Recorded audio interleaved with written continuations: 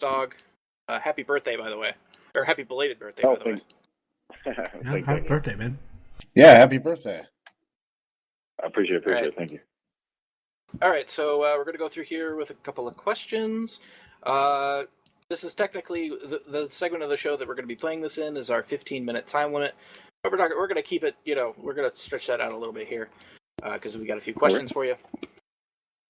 All right, so this is Lance Hoyt, by the way, everybody. This is a WWE, TNA, NJPW veteran, current GHC tag team champions with Davey Boy Smith Jr., and all around awesome guy, from what I understand. You've been talking to the wrong people, then, I guess, man. Go figure. All right, so we'll start from the beginning. Growing up in Texas, what did you want to be when you were growing up?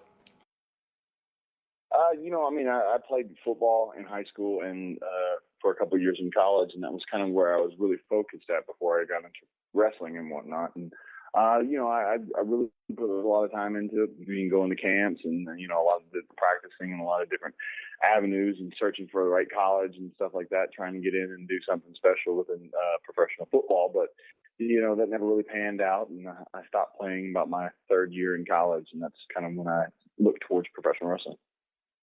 Oh, that's pretty cool. So, according to the Wikipedia, which is always a great resource, insert my sarcasm here, Solo Fiatala. Pardon me for mispronouncing that if I did. What was training like for you when you first started? What made you decide to go from football to wrestling? Well, I'd been a fan for a few years. I didn't actually get to start watching wrestling until probably about 93, 94 when WCW was on Nitro on TNT. I didn't see it much growing up when I was a kid. My parents never took me to events or anything like that. So I didn't become a fan until my later years in high school and then into college. Like I said, I was still playing football, and that was my focus. And then when I got out of football, wrestling was always something that I was interested in, but I had no clue how to get into it, any avenues or anything like that. I was working in some nightclubs in downtown Austin, while I was going to school, and the guy that owned the club actually knew a guy who had started his own wrestling school and federation in Austin, Texas, called the SWWF, the Southwest Wrestling Federation. And actually, when he started it, Ivan Putski was his head trainer, but then they had a falling out. And by the time I started, Ivan and Scott and those guys had left, and Solo was the only guy left there for him and his training. And so Solo was a great guy. His knowledge, I think, was very, in a sense, independent, and that's not a knock. That's just the reality, but he did wrestle and train, and he had his background, and he'd worked with Ivan when Ivan was there, so he kind of had that little bit of training going into what I was doing. Excuse me. But he was really, really informative. He was really safe. He helped me learn a lot of the basics in a very good and strong way. So, I appreciate everything he did for me because he really gave me my first chance in the business. And then, he had his own wrestling company for a little bit there and worked with me and had me as his champ and stuff like that. So he did a lot for me in the beginning of my career. That's awesome, man. Speaking of people who have influenced your career, who's your hero in general, either in wrestling or outside? I don't know, man. I've never had somebody that I just said, man, that's the guy I want to be like. I think I've always gravitated towards different sports and athlete guys who've been successful. To pinpoint who's my hero, I don't really have that's my hero. That's the guy that I always looked up to. So, Sting was the reason that I got into the wrestling business, pro wrestling business. So, I guess you could say in whatever sense that he was, but that's more pro wrestling than anything. But yeah, I never had just that one guy that I was like, yeah, I've got to be like him. I want to be like that guy. All right. Awesome answer. So in TNA, it was my first exposure to you, like 2006, right about then. Okay. Do you have a funny story from that time? My time at TNA was interesting, to say the least. I was there for 5 years. I started in 2004, March of 2004. I basically got my job because I showed up for another tryout match, and they put me on the board with Cash, and I kind of got the spot because Don Harris had said, I look like a bigger version of Cash, and Johnny Swinger's wife was having a baby, and that was the reason he wasn't there, and that's the reason I got put into the spot. And my name, Dallas, which is what I debuted as, was kind of up in the air as to what that was going to be as well, because I was working under the gimmick name Shadow out of the Independence in Texas.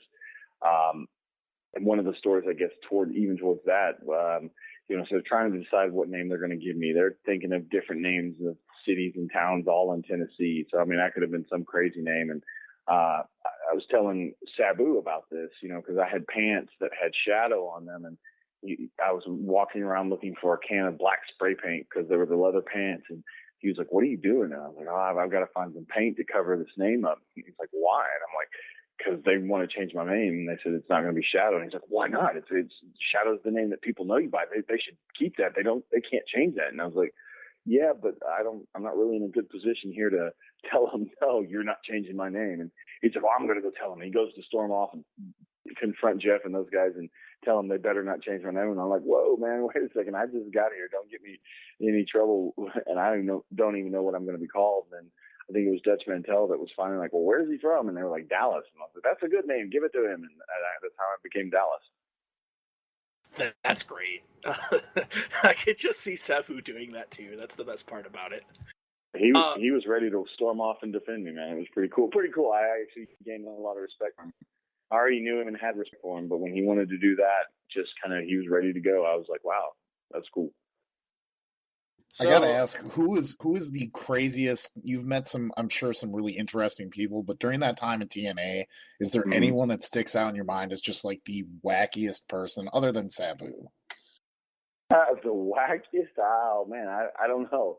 I mean, the crew that I hung out with was, it was me, Monty Brown, Johnny Devine, those guys. And Johnny's one of those dudes, man. Like he became one of my best friends there. And he was one of those guys that, if you had to go into a fight, you'd absolutely want Johnny Devine on your side, because he would fight tooth and nail.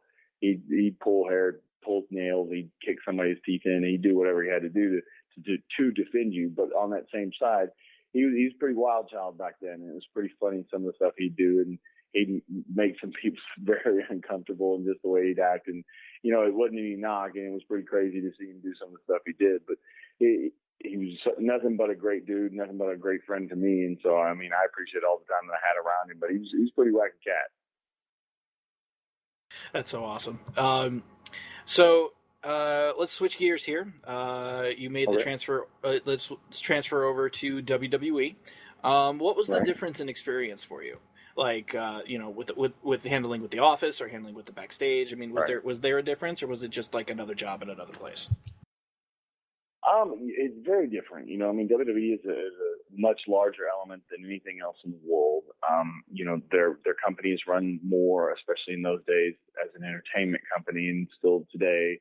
When I went in under the FCW banner, and it was a good choice and a good decision on their part and my part for me to start there to kind of learn their system, because they definitely run their company in a certain way. They want their entertainers, their sports entertainers, to act and react in certain ways in comparison to really any other wrestling company or entertainment company around the world.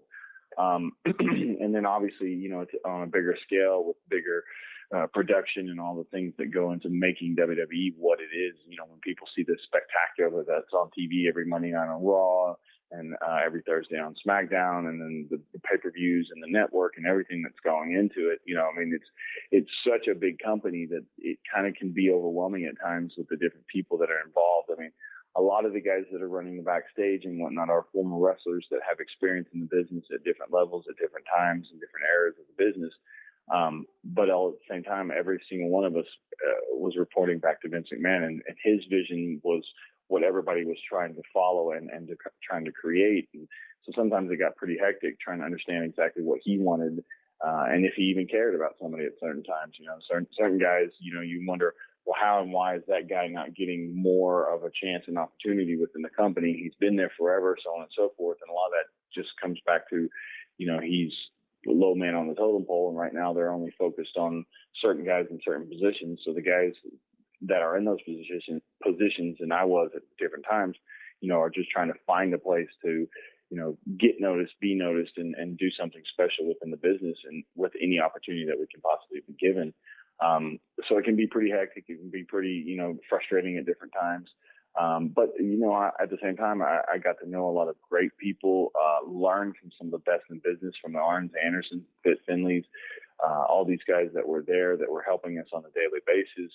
The experiences of getting to be on the road on a weekly basis, working live events for WWE, to getting to dress and, put my boots on and walk the ramp at WrestleMania in Arizona.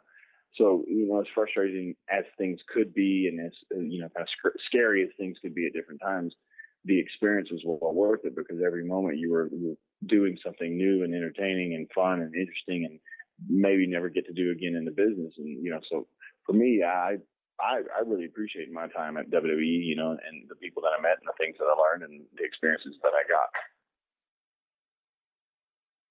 So after the WWE, you went to Japan, which is what which is what a lot of us and a lot of our listeners know you from. Right. How did that door open for you, and what's the biggest difference between the fans here and the fans there? Mm-hmm. Well, I've actually been doing some stuff in Japan since 2007 when I was with TNA.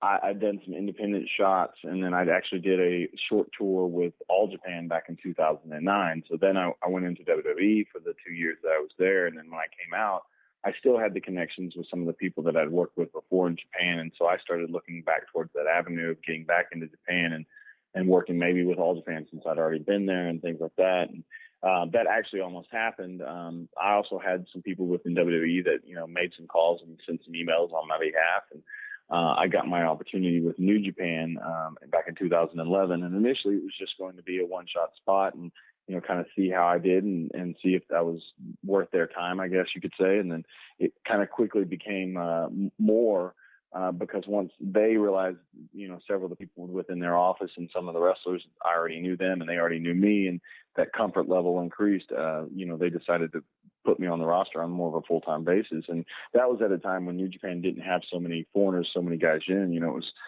Giant Bernard, or, some people know him as Baldo or A-Train or Tensai or whatever name that you might remember him as. He was going strong in Japan, and his tag partner, Carl Anderson, who, has been all over the internet and is probably going to be making a debut here pretty soon for WWE.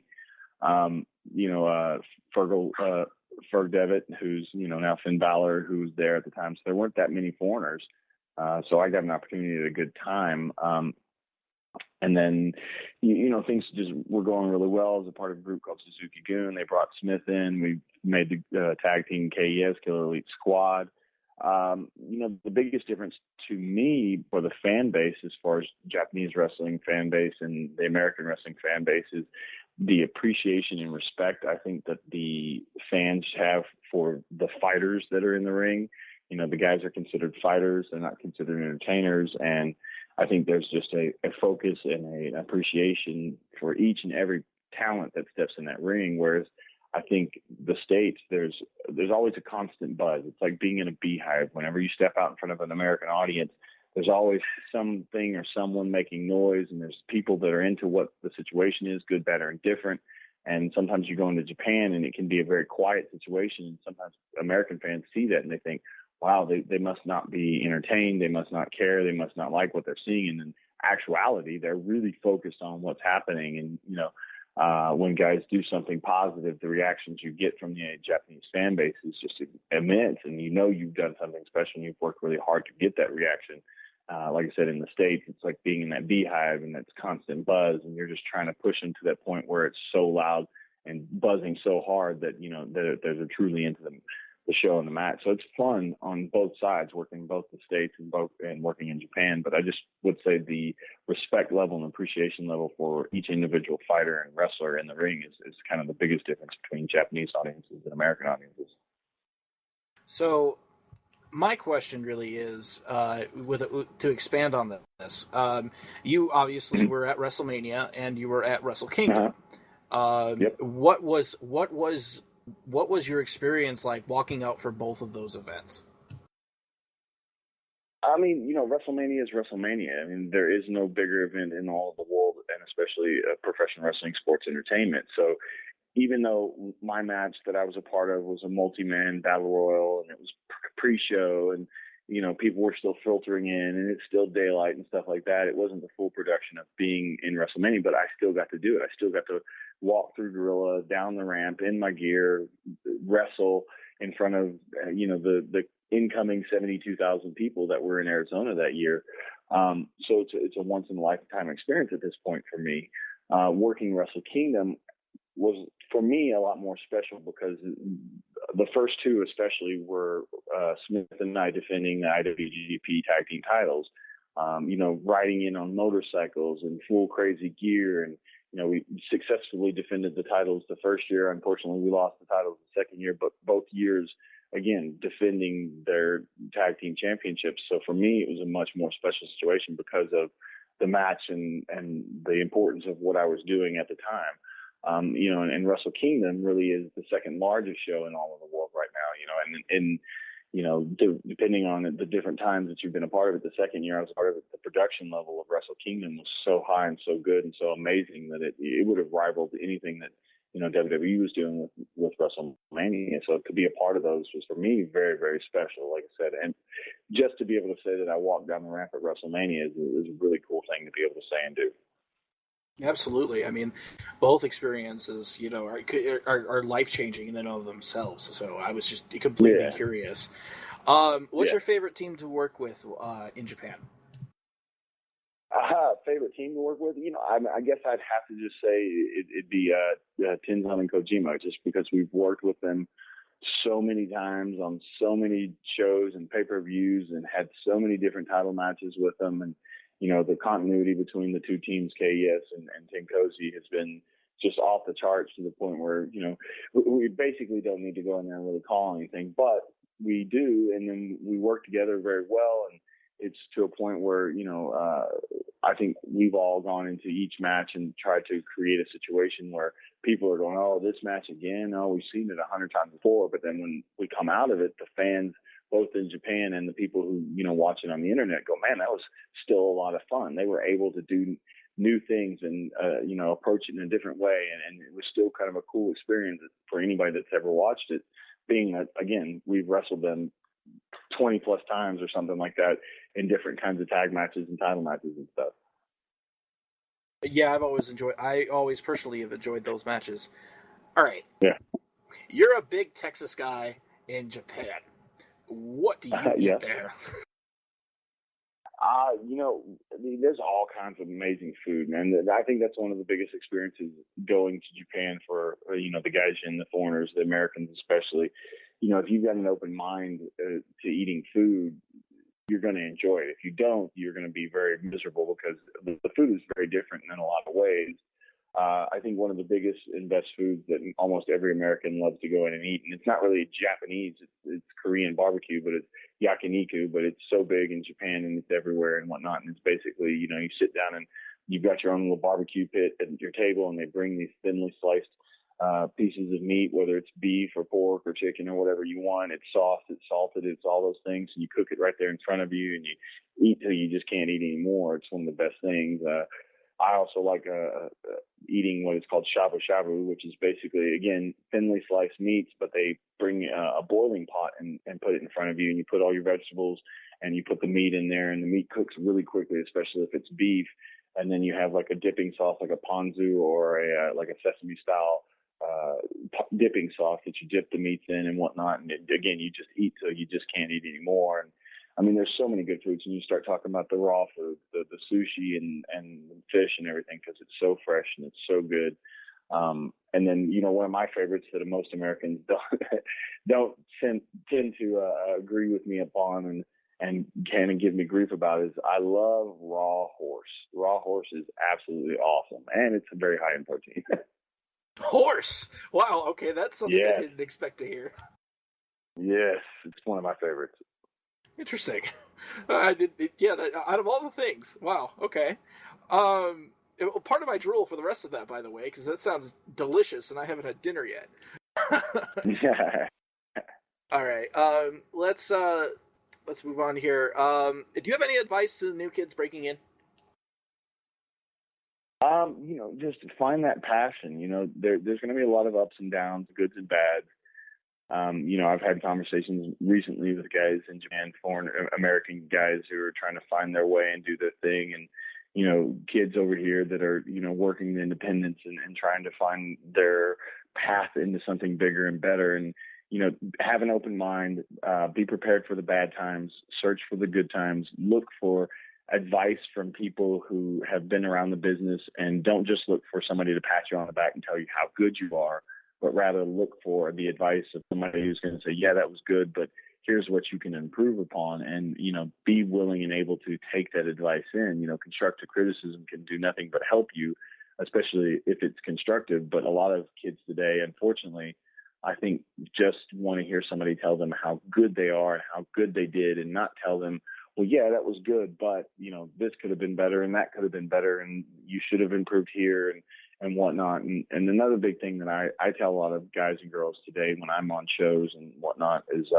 make people care about you as a person, as a personality, as a character. If the people out there love you or hate you to death, as your character, as who you are, and they remember your name, it doesn't matter what you do move-wise, they will go crazy for it. And unfortunately, I think there's a lot of guys and girls who think that the only thing and the only way to get reactions from the fans are to do a lot of crazy, cool moves. And to me, the problem with that is if there's 1,000 wrestlers out there that can do the same move, then if I'm a promoter, I can pick and choose who I want if I'm picking and choosing based on the moves. But if I have a wrestler that the people just absolutely go nuts for, whether they love him or hate him, and I have to have that wrestler on, it doesn't matter what moves they do, I need that wrestler. And so I say for the guys and girls out there that are learning and coming up and trying to make a name for themselves, is find ways to make the fan base love you as a person, as a personality, not just the moves you do, because there's 100 other people standing behind you that can do the same moves. Make them care about you. Absolutely. I mean, less is more, from what I've understood. As long as you can just slow things down and make the most out of the very little points that you can make. You could be that much better. Yep. All right. Anything left on your bucket list? As far as wrestling is concerned, I've had a very good career, and whether some would agree with it or not, I've been very lucky and very blessed, and nearly 16 years in this business, making a living at it. I've wrestled in TNA, WWE, and Japan for several years now. And I guess you could say my strong soul in the business has always been tag team wrestling. And I've done a lot of cool things and achieved a lot of cool things in tag team wrestling. I guess the only thing on my bucket list would be a real true opportunity in a singles title push somewhere and somehow, and really prove to myself and to the wrestling world that I was always worth the time and effort, and I know that the person I've become, the wrestler I've become, the American Psycho Lance Hoyt or Lance Archer, whichever you know me by, is a personality that unfortunately I didn't have in my early part of my career. I have now.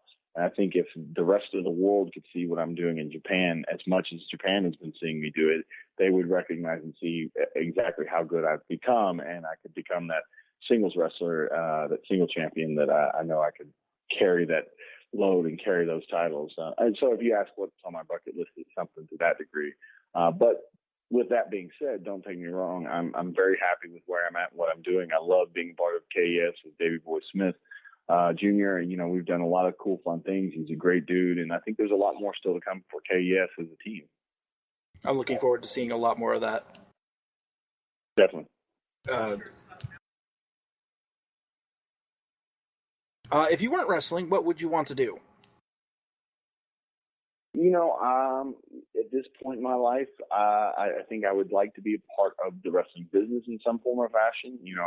I've worked with some kids as far as training in wrestling schools and stuff like that. I thoroughly enjoy being on shows and working with some of those younger talents and trying to help them find themselves.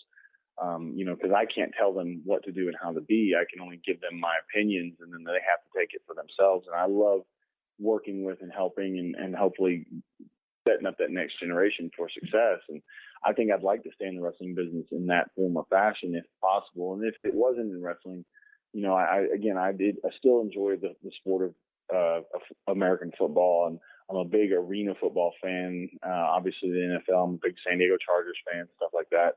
I guess, maybe coaching and teaching in high school and then working with kids and helping them find their passion and their dreams and maybe be successful in that. If I was outside of wrestling, that would be where I'd be, is coaching and teaching.